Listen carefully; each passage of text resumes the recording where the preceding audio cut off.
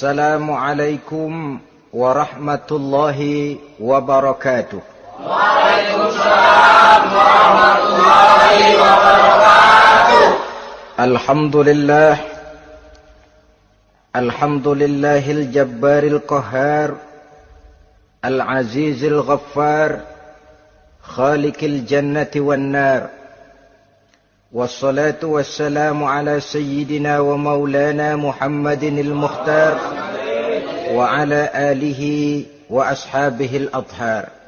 Amma ba'du. Saudara-saudara kaum muslimin rahimakumullah. Pada pertemuan kali ini kita akan membicarakan tentang neraka dan calon-calon penghuninya. Sesungguhnya kalau kita bicara tentang neraka, artinya kita bicara tentang akhirat. Dan kalau kita bicara tentang akhirat, kita bicara tentang alam gaib yang merupakan salah satu dari rukun iman yang 6, percaya kepada alam gaib. Kalau sudah bicara alam gaib, maka ini di luar batas kemampuan nilai-nilai ilmiah dan di luar batas kemampuan renungan filsafat. Ilmu pengetahuan akan buntu kalau sudah membicarakan alam gaib. Artinya, kehidupan di akhirat itu tidak bisa diteliti secara ilmiah. Filsafat pun akan ngambang kalau sudah membicarakan kehidupan di alam gaib. Karena itu kalau kita kembali kepada logika, jika kita ingin mengerti tentang caranya membuat bangku, kita pergi ke tukang bangku dan bertanya kepadanya. Kita ingin mengerti cara membuat mobil, kita pergi ke tukang mobil, ke bengkel mobil dan bertanya kepada ahlinya. Pun dalam urusan alam gaib, sudah sewajarnya kita kembali kepada penjelasan dari sang pencipta alam gaib, yakni Allah subhanahu wa ta'ala. Dan melalui kitabullah Al-Quranul Karim, Allah telah menjelaskan masalah-masalah gaib berupa kehidupan di sorga dan neraka itu secara jelas dan pasti. Dengan kata lain, di dalam membicarakan tentang neraka ini, yang menjadi dasar daripada pemikiran kita adalah rasa iman kepada Allah subhanahu wa ta'ala. Karena soal neraka tidak pernah bisa dibuktikan dengan ilmu pengetahuan. Tidak bisa diselidiki sebab orang yang sudah pulang ke sana pun tidak pernah kembali lagi kemari untuk kita tanya bagaimana hal ihwal keadaan di sana. Saudara-saudara kaum muslimin rahimakumullah. Neraka dalam istilah Quran selalu disebut dengan narun, yaitu suatu tempat di akhirat nanti yang wujudnya berupa api yang bergejolak, bernyala dengan teramat dahsyatnya, sehingga dapat mengelupaskan kepala setiap orang dan menjulang ke hati. Diriwayatkan oleh Imam Bukhari dan Muslim bahwa Rasulullah sallallahu alaihi wasallam pernah bersabda, Narukum hazihi allati tuqiduna juz'un min 70 jazaan min harri jahannam. Qalu wallahi in kanat lakafiyatun ya Rasulullah. Qala fa innaha fadlat bi 69 jazaa. Apimu yang kamu pakai di dunia ini, kata Nabi, untuk memasak, untuk menyalakan lampu, api yang kau pakai di dunia ini cuma satu bagian kecil dari 70 kali bagian panasnya neraka jahanam. Sahabat waktu itu terperanjat lalu berkata, Wallah, in kanat lakafiyatun ya Rasulullah. Ya Rasul, api di dunia ini saja sudah cukup untuk menghanguskan kami, untuk menghanguskan apa yang ada. Bersabda Rasulullah sallallahu alaihi wasallam, maka sesungguhnya api neraka itu dilebihkan panasnya dengan 69 kali daripada panasnya api di dunia ini. Jadi sepanas-panasnya api yang pernah kita rasakan di dunia ini, maka api di neraka nanti 69 kali lebih panas dari api yang kita rasakan paling panas di dunia. Hadis yang senada dengan penjelasan ini di samping Jawahirul Bukhari, kita bisa menemukannya dalam Mukhtasar Tazkiratul Qurtubi dan Mukhtasar Ibnu Abi Jamrah misalnya. Saudara-saudara kaum muslimin rahimakumullah. Sehingga boleh jadi seringan-ringan azab penduduk neraka di akhirat nanti, kata Nabi, seorang yang di telapak kakinya diletakkan kerikil neraka yang sangat kecil, lalu mendidih otaknya. Itu seringan-ringannya. Di tapak kakinya diletakkan kerikil neraka yang oleh karena panasnya lalu mendidih otaknya. Itu yang paling ringan. Nggak apa-apa. Cuma segitu aja. Di telapak kakinya ditaruh kerikil, otaknya lalu jadi mendidih karena menahan panas. Pantas kalau satu hari Luqmanul Hakim pernah memberikan nasihat kepada anaknya, kata beliau, "Anakku, kerjakanlah dosa seberapa kekuatanmu menanggung azab Allah. Dan laksanakan ibadah seberapa hajat dan keperluanmu kepada Allah. Berapa banyak hajatmu kepada Allah, begitulah kamu harus beribadah. Kalau kamu merasa tidak berhajat dan tidak perlu apa-apa kepada Allah, ya tidak usah ibadah." Logikanya kan begitu. Saudara-saudara, dalam hidup ini ada enggak yang enggak perlu kepada Allah? Ada enggak? Seluruh kita memerlukan Allah. Karena itu Luqman betul dengan bahasa diplomatis, "Anakku, kerjakan ibadah seberapa hajatmu kepada Allah. Makin banyak hajatmu kepada Allah, makin banyak hendaknya kamu melaksanakan ibadah. Tapi kalau kamu sudah merasa bisa hidup tanpa Allah, persilahkan kamu tidak usah ibadah." Sebaliknya, kerjakan dosa seberapa kekuatanmu menanggung azab siksaan Allah. Kalau merasa sudah belajar ilmu kebal, kira-kira di neraka nanti enggak apa-apa, persilahkan kerjakan dosa sebanyak-banyaknya. Tapi kalau masih berpikir, gua mah jangan dibakar di neraka, nginjak puntung rokok, gua lompat. Kalau masih berpikir ke situ, ya hati-hati, saudara-saudara. Nah, sebagaimana surga, neraka pun ada pintu-pintunya. Dan yang melalui pintu-pintu itu sesuai dengan dosa yang dia kerjakan pada waktu kehidupannya di dunia ini. Jadi setelah manusia diadili, mereka kumpul di padang mahsyar beramai-ramai. Yang mendapat kitab di tangan kanan, yang selamat dari proses pengadilan, yang sudah nyata lebih banyak kebaikannya daripada kesalahannya, wajah mereka berseri-seri. Tapi yang rapotnya merah, yang timbangannya lebih banyak kejahatannya, mereka mukanya udah pada gulem. Di tengah itulah kedengaran pernyataan dari Allah Subhanahu wa ta'ala, "Salamun qaulan min Rabbir Rahim." Ada ucapan selamat dari Allah, Tuhan yang Maha Pengasih dan Maha Penyayang. "Salamun alaikum." Selamatlah kamu, wahai orang-orang yang kelak akan sampai ke surga. Yang lulus di pengadilan dapat ucapan selamat dari Allah. Tapi pada saat itu juga Allah mengatakan, "Wamtazul yawma ayyuhal mujrimun." Pada hari ini, semua orang-orang yang kurang ajar, supaya minggir. Wamtazul yawma ayyuhal mujrimun. Orang-orang yang durjana, kelompok durhaka, para pembuat dosa, misah hari ini, minggir semuanya.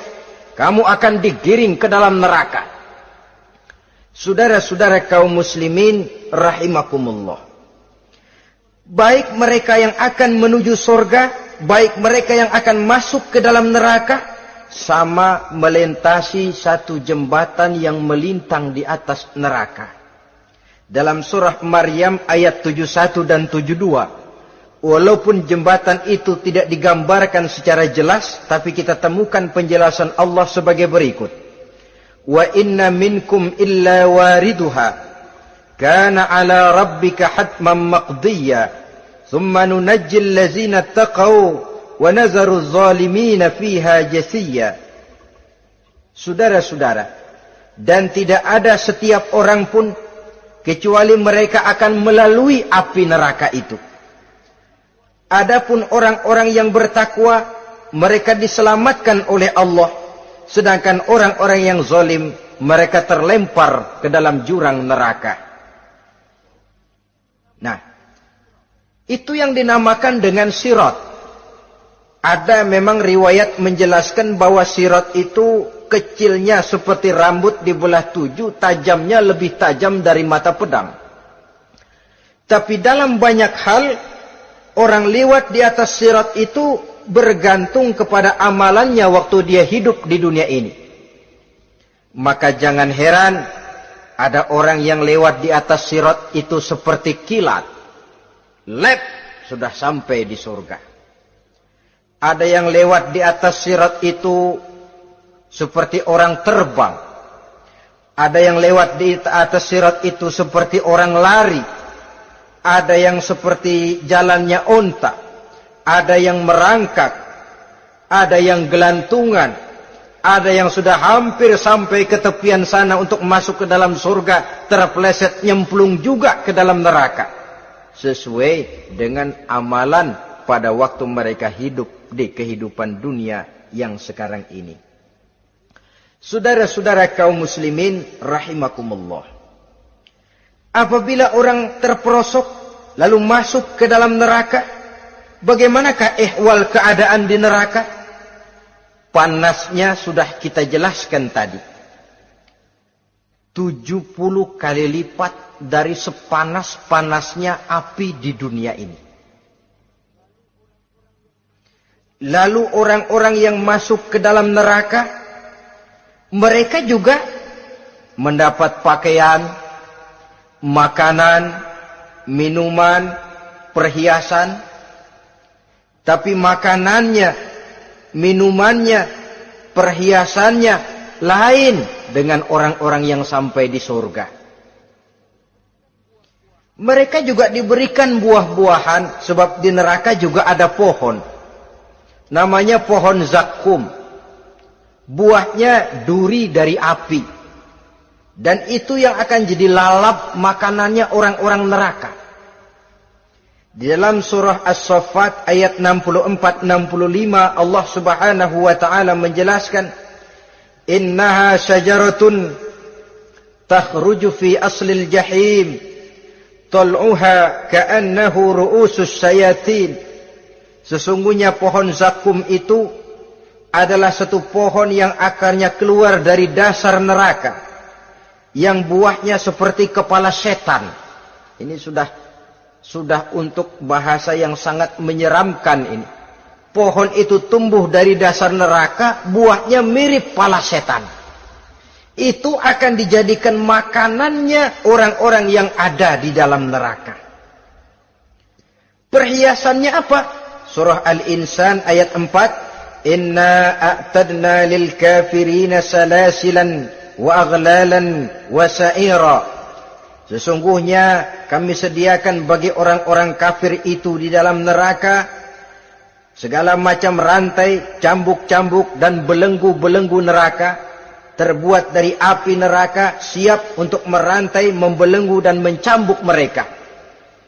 Jadi dikasih perhiasan, lehernya dikalungin rantai, tangannya dipakein belenggu, ada cambuk-cambuk yang seluruhnya terbuat dari api neraka. Begitu mereka sampai ke pintu neraka yang namanya malaikat Zabaniyah, penjaga neraka, udah bukan main gemesnya dah. Ya, nyambutnya nggak ada ramahnya, lain sama malaikat Ridwan, penjaga surga. Ramah, murah senyum, Begitu orang mau masuk surga, salamun alaikum tibtum fadkhuluha khalidin. Keselamatan atas kamu, sungguh kamu telah beruntung. Sekaranglah masuk kamu ke dalam surga dan kekalah tinggal selama-lamanya di sana. Ramah, murah senyum, selamat datang, selamat tiba di tempat yang penuh kenikmatan. Mari persilahkan. Ini malaikat Ridwan. Malaikat Malik, malaikat Zabaniyah lain lagi. Dia nungguin pabrik. Sadis menerima. Matanya melotot. Ini dia. Manusia-manusia kurang ajar. Yang waktu di dunia sudah datang para rasul, sudah turun agama. Sudah datang Al-Quran, tapi belagak pilon. Sini loh. Nih, rantai. Belenggu. Lalu dirangkeng. Dimasukkan ke dalam neraka. Na'udzubillah, summa na'udzubillah. Saudara-saudara, lalu terpikir oleh kita, kalau begitu panasnya api neraka, sekali lempar orang terus mati dong. Ya enak kalau boleh begitu sih. Begitu dilempar ke neraka terus mati, enak. Ternyata tidak. Kepedihan neraka adalah kepedihan yang kekal dan terus menerus. Tidak satu saat pun orang-orang di dalam neraka pernah merasakan kesenangan. Tidak sesaat pun. Kali semenit kayak ngasok. Enggak, terus menerus berada dalam kepedihan yang tiada tara. Al-Quran menjelaskan, kullama nadijat juluduhum baddalnahum juludan ghairaha. Apabila hancur kulitnya, kami ganti dengan kulit yang baru. Supaya apa? Liyazukul azab. Biar dia rasain azab. Tuh, rasain dulu. Hancur kepalanya, buletin lagi. Hancur kulitnya, bikin lagi. Berantakan isi perutnya, disempurnakan lagi, digiling lagi. Terus menerus begitu. Tidak sedetik pun penduduk neraka itu pernah mengalami istirahat. Barangkali pakai jam istirahat lumayan. Ini enggak ada. Ada bel, kleneng, istirahat, azab dicabut. Tidak. Terus menerus dan selalu begitu. Satu detik saja pun mereka tidak pernah istirahat dari siksaan dan azab yang mereka terima. Saudara-saudara kaum muslimin rahimakumullah. Lalu bagaimana keadaan mereka? Ada orang-orang di dalam neraka itu yang dikenakan pakaian dari api neraka. Luar biasa. Dikasih pakaian dinas dari api. Kemudian kepalanya dituangi air yang sedang mendidih. Yang dengan tuangan air itu dihancur luluhkan segala isi perutnya dan kulit-kulitnya. Setelah itu mereka dicambuk dengan cambuk-cambuk dari besi. Apabila mereka hendak keluar dari neraka, mereka dicampakkan kembali ke dalamnya. Dan dikatakan kepada mereka, rasakan siksaan yang membakar ini. Dalam surah Al-Hajj ayat 19 sampai 22, kita bisa simak firman Allah Subhanahu wa taala. Fallazina kafaru qutti'at lahum siyabun min nar yusabbu min fawqi ru'usihimul jahim yus'aru bihi ma fi butunihim wal julud wa lahum maqami'u min hadid kullama aradu an yakhruju minha min ghammin u'idu fiha wa zuqu 'azabal hariq. Na'udzubillah summa na'udzubillah. Diberikan pakaian dari api, melolong, menyayat dia, memilukan, merintih dan meraung-raung. Lalu kepalanya diguyuri dengan air yang sangat mendidih. Hancur luluh isi perutnya. Masih dicambuk lagi dengan cambuk-cambuk dari besi. Mereka merambat. Mereka meraung. Mereka hendak lari. Mereka ingin keluar dari neraka. Tapi tiap kali mereka merambat ingin keluar, ditarik lagi. Kalau ucara kita, ayo, mau kemana lo? Apa kata malaikat penjaga neraka? Zuku azabal hariq, rasain nih, makan pencarian lo waktu di dunia. Saudara-saudara, lalu ada pula siksaan penduduk neraka itu, di mana dahi, lambung dan punggung mereka dipanggang dengan api neraka. Allah Karim. Kita di dunia ini tertusuk paku saja waktu berjalan, sudah bukan main pedihnya. Tertusuk duri saja, sudah bukan main pedihnya. Ini punggungnya, lambungnya, macam disate, dipanggang dari api neraka. Dalam At-Taubah ayat 35, kita temukan firman Allah, fi nari jahannama fatukwa biha hibahuhum wa junubuhum wa zuhuruhum. Na'udzubillah summa na'udzubillah. Kemudian ada pula penduduk neraka itu yang disiksa, lehernya diikat dengan rantai. Mereka spontan diseret-seret dengan sekeras-kerasnya dan dilemparkan ke dalam lautan air yang sedang mendidih. Kemudian mereka dibakar dalam api yang bergejolak dan menyala-nyala. Pada surah Al-Mu'min ayat 71 dan 72, Allah Subhanahu wa taala menjelaskan, izil aghlalu fi a'nakihim wassalasil yushabuna fil hamim summa fin nari yusjarun. Ketika belenggu dan rantai dipasang di leher mereka supaya mereka diseret ke dalam air yang sangat panas, kemudian mereka dibakar dalam api. Ada lagi penduduk neraka yang dipegang jambulnya lalu diseret ke tengah-tengah neraka, kemudian kepalanya digerujugi dengan air yang mendidih seperti yang dijelaskan dalam surah Ad-Dukhan ayat 47 dan 49. Pendeknya, azab dan siksaan neraka itu sesuailah dengan amalan dosa yang dikerjakan manusia pada waktu kehidupan di dunia ini.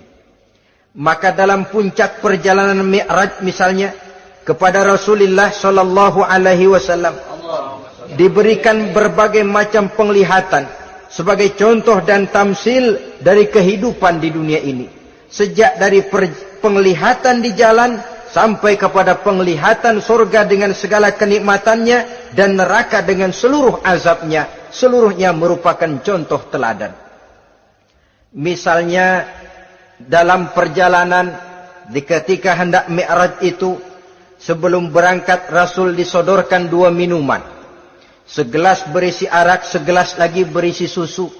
Kata malaikat Jibril, ambillah salah satu minuman itu ya Muhammad.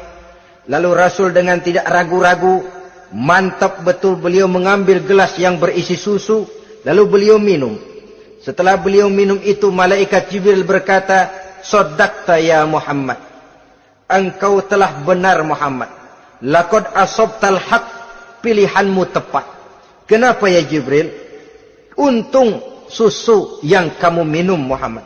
Kalau arak yang kamu ambil, pasti umatmu bakal jadi umat yang teler semua. Ini pun satu contoh buat kita semua, bahwa dalam kehidupan kita selalu berhadapan dengan susu dan arak, berhadapan dengan hak dan batil, berhadapan dengan benar dan salah. Maka hati-hati kita jangan sampai salah pilih karenanya. Lalu yang ada kaitannya dengan persoalan kita, penglihatan yang diberikan Allah kepada beliau di neraka. Beliau melihat sekelompok orang dilontari kepalanya dengan batu dari api neraka. Tiap kali dilontari kepala itu hancur berkeping-keping, berantakan otaknya. Lalu dibulatkan kembali. Setelah kepala itu bulat kembali, disambitin lagi. Menjerit, meraung, merintih kesakitan, hancur kepalanya, berantakan otaknya, lalu dibulatkan lagi, terus menerus begitu, tidak pernah berhenti. Sampai Rasul bertanya, ya Jibril, ini orang kenapa kepalanya dilontari dengan api neraka sampai hancur lalu dibulatkan kembali? Kata malaikat Jibril, ya Muhammad, itulah contoh daripada umatmu yang berat untuk sujud kepada Allah Tuhannya. Itulah contoh dari umatmu yang waktu hidup di dunianya tidak pernah mendirikan solat sama sekali. Sombong yang paling sombong adalah sombong kepada Allah. Artinya tidak mau sujud kepada Sang Maha Penciptanya. Jadi barangkali saudara punya cita-cita atau keinginan, saya mau yang ini saja, persilahkan, gak usah sembahyang. Lalu ada lagi sekelompok kaum, perutnya besar, sebesar rumah, dililit dengan kala dan ular dari api neraka, diseret-seret dia di jurang neraka, dipatoki ular, hancur perutnya, dibulatkan lagi perut itu, diseret kembali, hancur lagi, dibulatkan lagi, terus menerus seperti itu. Kata Nabi, ya Jibril, ini apa lagi? Kata malaikat Jibril, wahai Muhammad, inilah contoh daripada umatmu yang waktu di dunia suka makan riba alias renten dan suka makan harta anak yatim, suka ngobyekin anak yatim, sok jadi pengasuh anak yatimnya lapar, pengasuhnya yang pada kenyang.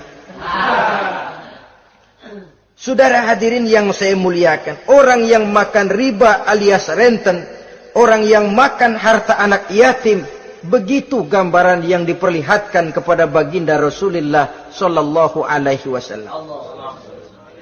Sebagian lagi ada penduduk neraka yang kukunya terbuat dari tembaga dari api neraka, panjang sangat kukunya itu, lalu mencakar-cakar mukanya sendiri, hancur mukanya berantakan, dicakari oleh kukunya itu, lalu dibulatkan lagi, dicakar lagi, hancur lagi, dibulatkan lagi.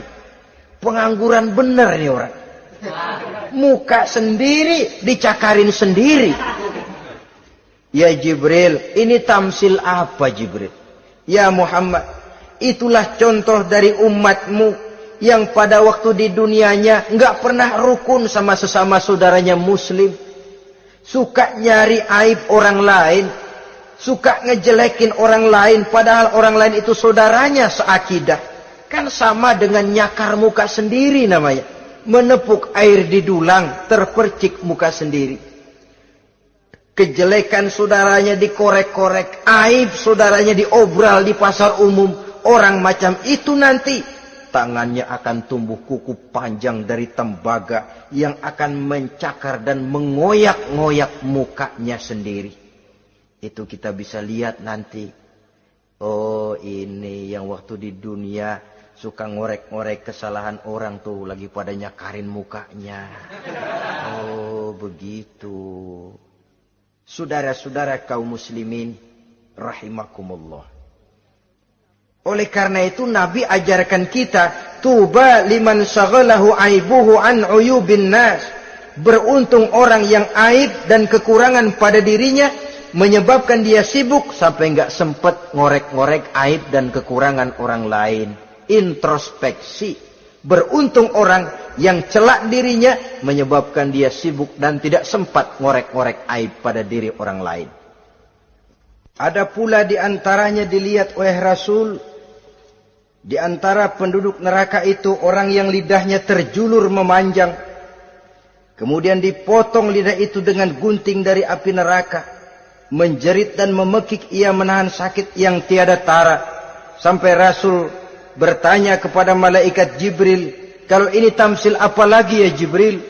Kata malaikat Jibril, wahai Muhammad, inilah contoh dari umatmu, orang-orang yang waktu di dunia tidak pandai menjaga lidahnya, suka menggunjing orang, suka memfitnah orang, suka ghibah dan namimah, suka ngomongin orang di belakang yang bersangkutan.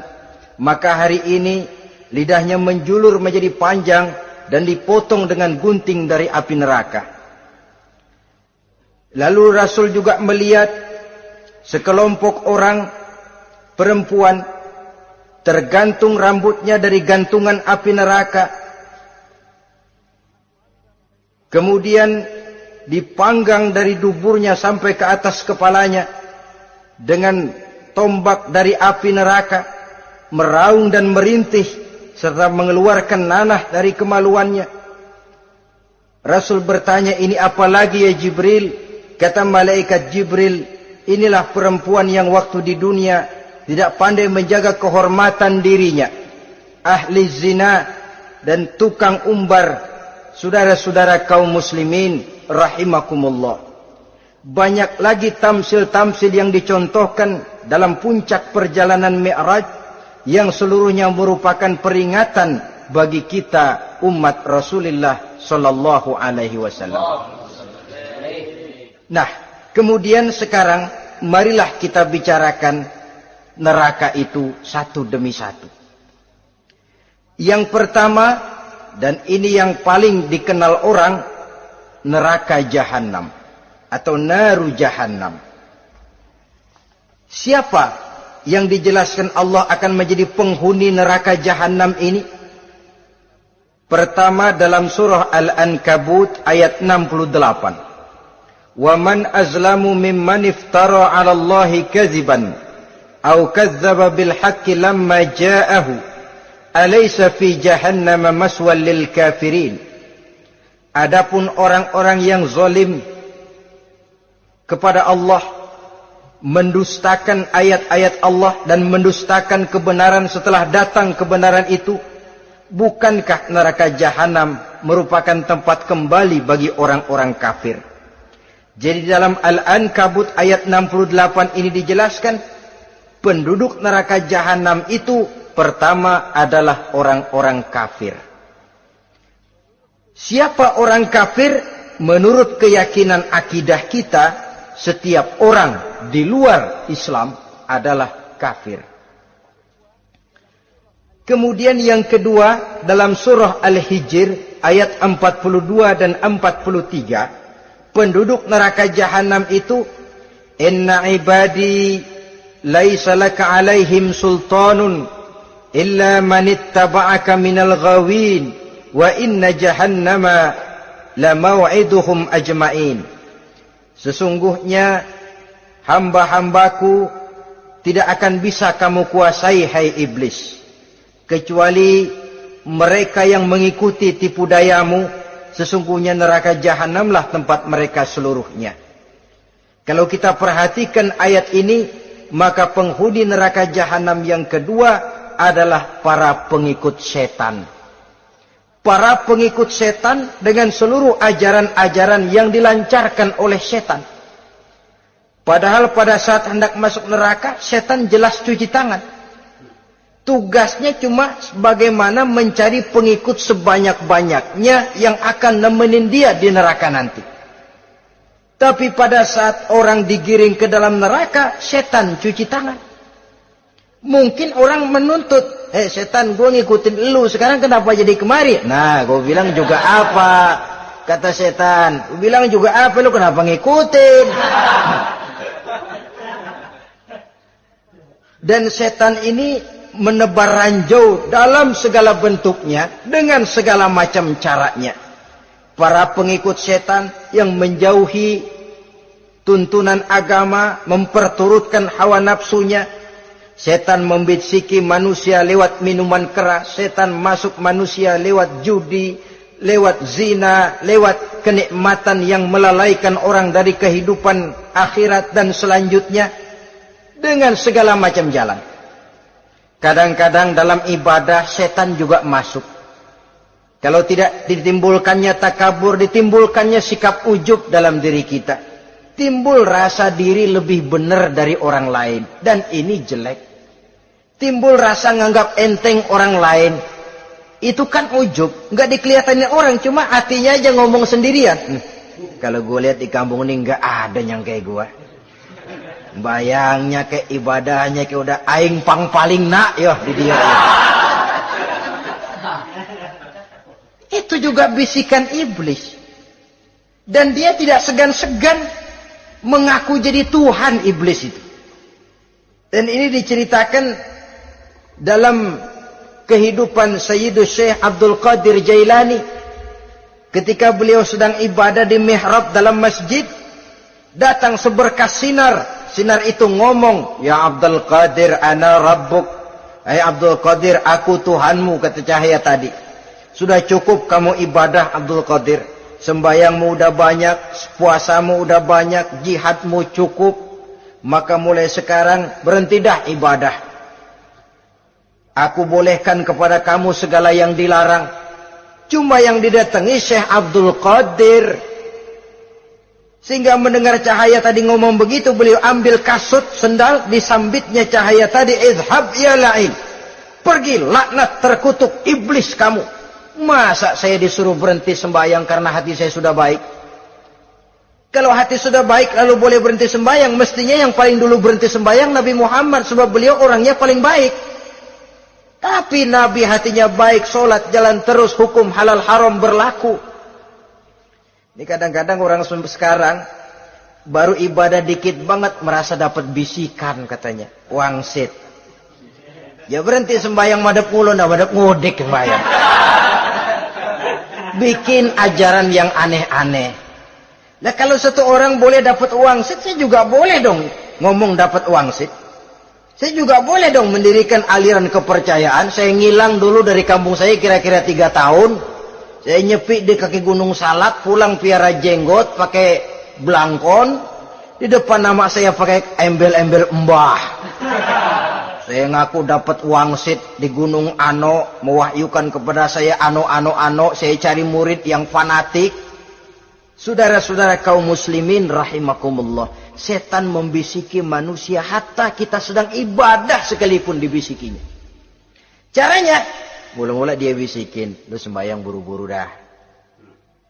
Buru-buru udah. Akhirnya apa? Rukuk kita enggak sempurna, sujud kita enggak lengkap, tumakninah kita kurang, bacaan kita tajwidnya enggak kena.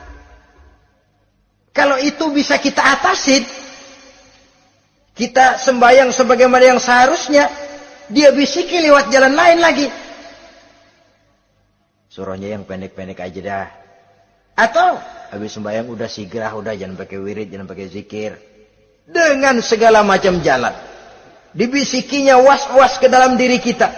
Sehingga ada satu riwayat walaupun dhaif tapi ini baik untuk dijadikan pelajaran. Konon iblis itu kalau subuh keliling dia. Bawa kulit kambing, jarum sama tepung. Ditanya orang, iblis ini buat apa? Oh, kulit kambing. Gunanya tahu nggak? Kalau begitu subuh, sudah muazin bilang, as-salatu khairum minan naum. Salat lebih baik daripada tidur. Maka ini kulit kambing mulai aku hamparkan buat hamba-hamba Muhammad. Jadi begitu dengar azan, cuma udah bikin anget udah tidur. Kenapa? Kulit kambing belis masuk. Saudara-saudara, lalu kata orang tadi lagi, lah kalau tepung buat apa itu? Oh, tepung. Itu kalau umat Muhammad mau baca Quran, baca kitab, mutola'ah, gua aurin tepung matanya. Biar dia sepet. Makanya kalau sudah ngaji, baca Quran, bawaannya udah ngantuk aja ngantuk. Oh begitu, iya. Nah kalau duri paku itu buat apa? Nah ini duri paku. Kalau umat Muhammad mau hadir di majelis taklim, mau pergi ngaji, mau duduk iktikaf di masjid, gua pasangin paku di pantatnya. Jadi kalau sudah duduk di masjid, kelasat, kleset. Hadir di majelis taklim, kelasat, kleset. Bawaannya mau udahan melulu. Itu duri-duri dan paku-paku yang memang ditebarkan oleh iblis. Saudara-saudara kaum muslimin rahimakumullah. Jadi para pengikut setan dengan segala macam perangkapnya ini pun. Ya perangkap setan itu ya dunia. Dunia itu ya isinya harta, tahta, wanita. Kan perangkap dunia itu. Harta, tahta, wanita. Ini sering bikin orang buta. Perangkap dunia. Dan merupakan perangkap setan sekaligus. Nah, yang ketiga, penghuni neraka jahanam adalah para pembuat dosa, orang-orang yang durhaka. Dalam Toha ayat 74 Allah menjelaskan, innahu may ya'ti rabbahu mujriman fa inna lahu jahannam. Sesungguhnya orang-orang yang datang menghadap Allah dengan berlumuran dosa, maka sesungguhnya bagi mereka adalah neraka jahanam. Dan yang keempat, penghuni neraka jahanam orang yang kufur nikmat. Tidak cuma kufur iman, tapi kufur nikmat bisa menyebabkan orang masuk neraka jahanam. belum pernah merasakan dalam hidupnya bahwa Allah memberikan nikmat kepadanya, bagaimanapun besar karunia dan nikmat itu. Dalam surah Ibrahim ayat 28-29 Allah menjelaskan, alam tara ilal ladzina baddalu ni'matallahi kufran wa ahallu qaumahum darul bawar jahannama yaslaunaha wa bi'sal qarar. Tidaklah engkau perhatikan, tidaklah kau lihat orang-orang yang mengganti, menukar nikmat Tuhannya dengan kekufuran. Diberikan nikmat berupa Islam, digantinya dengan kekufuran. Dia tidak tahan kesengsaraan dunia lalu memilih kesengsaraan akhirat. Padahal kesengsaraan akhirat lebih abadi dari kesengsaraan dunia. Ada orang yang gak tahan miskin dunia, lalu menjatuhkan pilihan lebih memilih miskin akhirat. Ya Allah, keliru besar. Karena nggak tahan hidup miskin di dunia, ada yang nawarin ngasih supermi 3 bungkus, iman telap. Ada yang ngasih beras, pindah agama. Ada yang bawain pakaian bekas, tukar akidah, pindah iman. Innalillah. Ditukar kemiskinan dunia dengan kemiskinan akhirat. Padahal kemiskinan dunia berapa tahun? Setahun umur manusia. Sepanjang-panjang umur orang sekarang kan. 100 tahun udah jarang umur orang sekarang. 70 aja udah cakep tuh. Sebenarnya kalau 70 tuh ada jatah lebih tuh, 7 tahun. Toh kalau ikut Nabi 63 tahun kan, Nabi wafat. Kalau kita sudah umur 70 tuh ada jatah ekstra 7 tahun. Oh ya, dimanfaatkan baik-baik mestinya. Taruhlah kemiskinan dunia, bagaimanapun melaratnya dunia, bagaimanapun sengsaranya dunia, cuma sebatas umur kita. Tapi kalau nikmat Islam ini harus kita tukar dengan yang lain. Baddalu ni'matallahi kufran. Menukar, mengganti nikmat yang diberikan Allah dengan kekufuran. Artinya kita menukar kemiskinan sementara dan kita memilih kesengsaraan dan kemiskinan abadi. Di akhirat kita miskin, di neraka kita miskin, miskin abadi. Di neraka kita sengsara, sengsara abadi. Saudara-saudara kaum muslimin rahimakumullah. Itu neraka jahanam. Yang kedua dinamakan neraka jahim. Siapa mereka ini para penghuninya? Siapa mereka ini para penghuninya?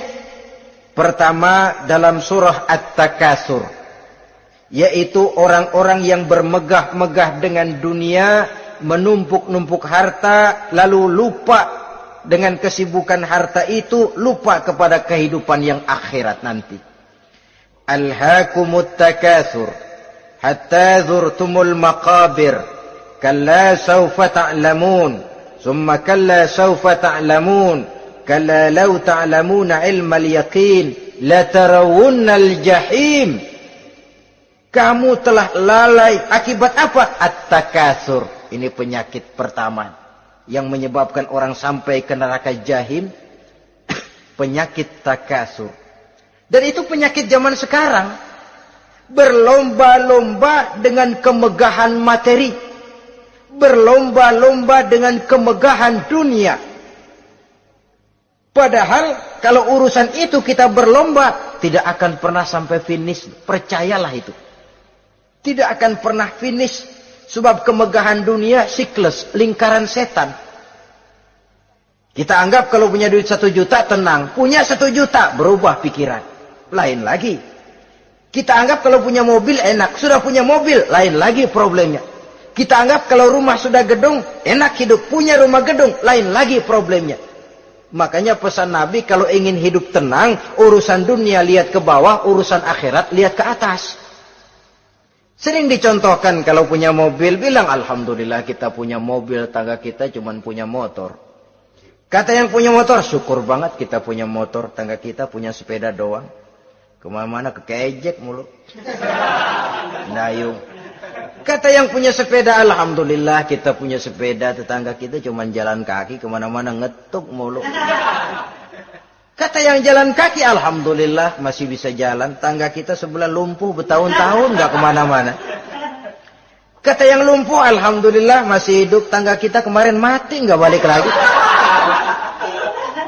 Itu dalam urusan dunia. sehingga sifat takasur ini hilang. Tapi urusan akhirat, lihat ke atas. Kalau dia begitu sibuknya bisa jaga sholat, kenapa saya tidak? Kalau dia hidupnya sederhana, rajin sedekah, kenapa saya yang lebih kok enggak sanggup? Kalau dia bisa baca Quran, kenapa saya enggak? Lalu timbul gairah ingin mencontoh. Mencontoh orang dalam urusan ibadah menimbulkan ketenangan jiwa. Dan itu ada garis finishnya. Tapi kalau yang lumpuh lihat yang bisa jalan lihat yang naik sepeda, yang sepeda punya lihat motor, sudah punya motor lihat mobil, lihat pesawat terbang, lihat kereta api. Kapanlah awak nih mau bersyukur? Yang ada kurang saja padahal nikmat itu tidak pernah berhenti. Bukan dilarang orang kaya, tetapi perlombaan memperkaya diri itu yang dilarang. Karena kalau sudah perlombaan namanya jor-joran sifatnya. Prinsipnya tujuan menghalalkan cara ini yang dijaga oleh agama. Saudara-saudara, selain penyakit takasur yang menyebabkan orang sampai ke neraka jahim, juga perbuatan durjana. Dalam Al-Infitor ayat 13-14, innal abrara lafi na'im wa innal fujjara lafi jahim. Orang-orang yang berbakti, berbuat kebajikan, mereka akan mendapatkan neraka surga naim. Tetapi orang-orang yang fujar, durjana, kurang ajar, durhaka, lafi jahim, mereka akan mendapatkan neraka jahim. Lalu siapa lagi penghuni jahim itu? Orang-orang yang menentang dan menantang ayat-ayat Allah. Wallazina sa'au fi ayatina mu'ajizin ulaika ashabul jahim. Dan orang-orang yang berusaha menantang ayat-ayat Allah sehingga melemahkan orang-orang yang mau mengikuti rasul-rasul Allah. Menantang ayat Allah dan membuat lemah orang yang mengikuti rasul. Melemahkan semangat orang yang mau mengikuti khitah dan perjalanan Rasul. Lu mau bangun masjid? Iya. Berat, jangan. Jangan aja kapok. Majelis taklim, pahit. Ngaji, berat, melemahkan ini. Sudah dia rusak, merusak lagi. Kalau rusak kan cuma sendirian. Ini tidak, sudah rusak, merusak. Mu'ajizin, melemahkan orang-orang yang mau mengikuti ayat-ayat Allah. Dan itu tidak jarang zaman sekarang ini. Orang yang melemahkan semangat kita dalam berjuang menegakkan kebenaran. Kita yakin Islam agama yang benar, kita yakin Islam agama yang sempurna. Ada saja orang yang melemahkan semangat kita. Yang berteori bahwa ada ayat-ayat Quran yang tidak relevan lagi dengan situasi dan kondisi. Yang berteori bahwa Nabi Muhammad cuma sebagai manusia biasa yang tidak terlepas kemungkinan dari salah.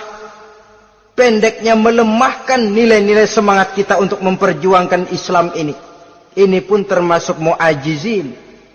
Mereka akan menemukan nanti di akhirat kapling di dalam neraka yang dinamakan neraka jahim. Na'udzubillah summa na'udzubillah. Yang ketiga, saudara-saudara, di antara nama neraka itu adalah neraka hawiyah. Siapa penghuni neraka hawiyah ini? Dalam surah Al-Qari'ah ayat 8-11 dijelaskan secara simpel, wa amma man khaffat mawazinuhu fa ummuhu hawiyah. Adapun orang-orang yang ringan timbangan kebaikannya, maka tempatnya adalah neraka hawiyah. Artinya, orang ini lebih berat timbangan kejahatannya. Sedikit kebaikannya, sehingga jadi ringan di timbangan akhirat nanti. Salat, puasa, zakat. Tapi dosa yang dikerjakan masih lebih banyak ketimbang kebaikan yang dikerjakannya itu. Maka orang semacam ini apabila tidak mendapat syafaat, maka dia akan masuk ke dalam neraka yang namanya neraka hawiyah. Lalu yang keempat, neraka wail. Dalam surah Al-Ma'un ayat 1-7 Garis besarnya yang mendapat neraka wail adalah para pendusta agama. Siapa sih pendusta agama itu? Ara'aita allazi yukazzibu biddin. Tidakkah kamu lihat siapa orang-orang yang mendustakan agama? Mendustakan agama. Beragama tapi bohong. Salatnya bohong. Hajinya bohong. Puasanya bohong. Mendustakan agama. Siapa mereka? Fadzalikal ladzi yad'ul yatim. Pertama, orang yang suka menghardik anak yatim. Anak yatim yang lemah, anak yatim yang tidak berdaya, yang hidup dipayungi kemiskinan dan kekurangan, bukan ditolongnya, malah dihardiknya. Jangan lupa, saudara yang sudah 2-3 kali pergi ke Makkah, saudara yang khusyuk dalam sujudnya, saudara yang mantap dalam puasanya, mungkin saja bisa terhalang masuk ke dalam surga.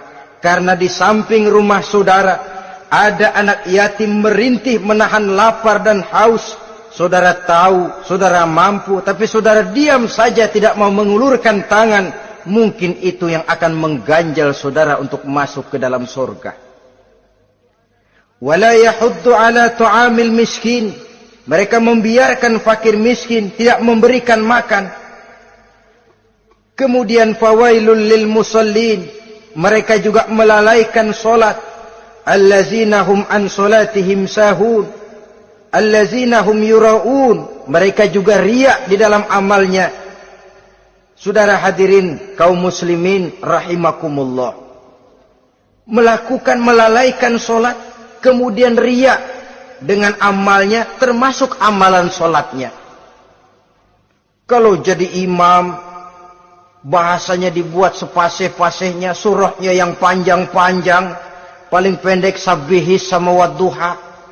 Tapi kalau solat sendirian cukup qul huwallahu ahad sama inna a'toinakal kautsar. Hilang lagi nilai keikhlasannya. Dan terakhir, mereka enggan untuk membayar zakat. Yang memenuhi ciri-ciri inilah yang dikatakan sebagai pendusta agama. Menghardik yatim, membiarkan fakir miskin, melalaikan solat, ria, dan enggan membayar zakat. Mereka divonis mendapat neraka wail. Seperti dalam surah Al-Ma'un ayat 1 sampai dengan 7. Saudara-saudara kaum muslimin rahimakumullah. Yang kelima, neraka sa'ir. Neraka sa'ir ini pertama buat mereka yang memakan harta yatim. Kalau tadi tidak mau membantu, ini malah membantu tapi tujuannya malah ngobyekin anak yatim. Mereka yang memakan harta yatim dalam An-Nisa ayat 10. Innal ladzina ya'kuluna amwalal yatama zulman innama ya'kuluna fi butunihim nara wa sayaslawna sa'ira. Sesungguhnya orang-orang yang memakan harta anak-anak yatim dengan zalim, mereka sebenarnya telah memakan neraka, memasukkan api neraka ke dalam perutnya. Mereka akan dilontarkan ke neraka sa'ir. Selain itu, orang-orang yang mengingkari apa yang diturunkan oleh Allah Subhanahu wa ta'ala, mengingkari kebenaran Quran, mengingkari Rasul, pendeknya mengingkari Islam, dijelaskan dalam surah Luqman ayat 21. Yang keenam, saudara-saudara, yang dinamakan dengan neraka laza namanya. Pertama, untuk pembangkang dan orang yang menjauhi agama. Yang kedua, orang yang berpaling dari kebenaran. Dan yang ketiga, orang yang suka menumpuk-numpuk harta dan menyimpannya, tidak mau membayar zakat, infak, apalagi sedekah. Ini kita temukan penjelasannya dalam surah Al-Ma'arij ayat 15 dan 17. Yang ketujuh dinamakan neraka Sakor. Siapa penghuni neraka Sakor ini? Pertama, orang yang tidak pernah sholat. Yang kedua, tidak pernah memberi makan orang-orang miskin. Yang ketiga, ahli membicarakan yang batil. Strategis betul dia, ulung kalau sudah mengatur kebatilan. Kemudian yang keempat, orang yang mendustakan hari akhir. Dalam surah Al-Muddatsir ayat 42 sampai 47, kepada penduduk neraka Saqar ditanya, "Ma salakakum fis Saqar?" Apa yang menyebabkan kamu masuk ke dalam neraka Saqar?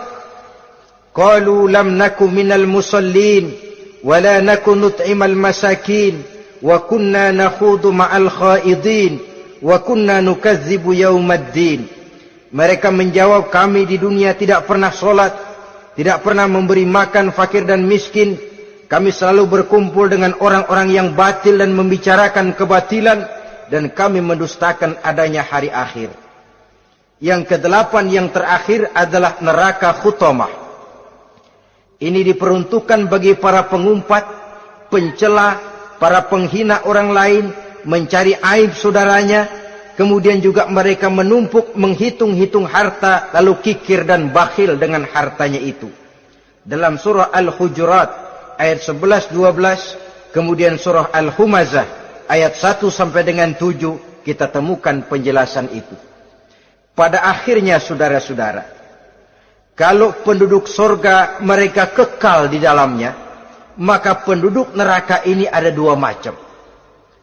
Ada penduduk musiman, ada penduduk permanen. Kalau yang namanya penduduk permanen, itu sudah punya paspor, KTP itu. Memang penduduk permanen itu mereka yang kekal selama-lamanya di dalam neraka. Mereka lah orang-orang musyrik dan orang-orang kafir, termasuk orang-orang munafik. Bahkan lebih dahsyat lagi yang namanya munafik. Kata Allah, innal munafiqin fid darkil asfal minan nar. Orang munafik itu berada di dasar jurang neraka yang paling bawah, keraknya neraka. Saudara-saudara, adapun penduduk yang semi permanen, ia masuk neraka buat sementara saja, sekedar dengan dosa-dosa yang dikerjakannya. Mereka adalah orang-orang mukmin yang asli, orang-orang Islam yang waktu di dunianya berbuat dosa. Mereka masuk ke dalam neraka, menerima azab sesuai dengan dosa yang dikerjakannya. Setelah itu mereka akan diangkat dari surga untuk ditempatkan di dalam, mereka akan diangkat dari neraka untuk ditempatkan di dalam surganya Allah Subhanahu wa ta'ala. Seperti banyak dijelaskan dalam hadis-hadis sahih yang diriwayatkan oleh Imam Bukhari dan Muslim. Nah, inilah sekelumit tentang neraka dan calon-calon penghuninya. Mudah-mudahan Allah jauhkan kita, Allah jauhkan anak cucu kita, Allah jauhkan seluruh keluarga kita dari neraka dan dari azab neraka. Terima kasih dan mohon maaf. Wassalamualaikum warahmatullahi wabarakatuh. Waalaikumsalam.